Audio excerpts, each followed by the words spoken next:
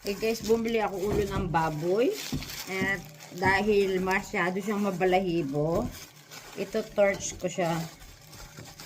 Dahil may mga ano siya, may mga tira-tira pang balbas at saka balahibo. Ibubuka ko muna. Lipat ko dito sa malapad na siya.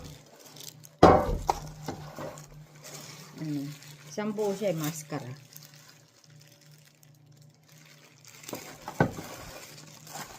Torch ko siya niya. Bubuksan muna natin. Ayan. Medyo ingat-ingat lang po tayo kasi mainit to. Tutodo ko siya para ano siya, talaga.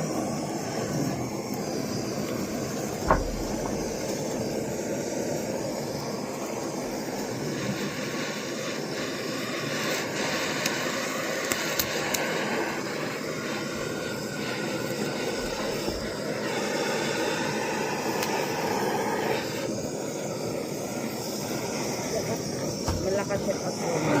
Okay?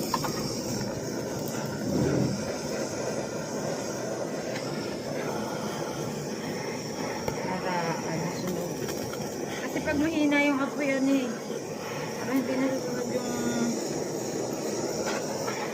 mga ano niya balbas.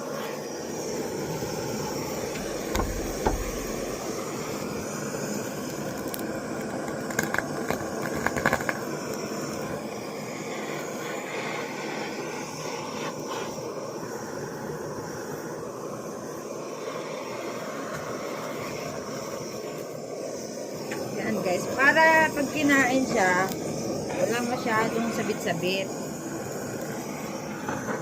Tignan na natin ano yan. Doon na matatapos na akong maghiwa.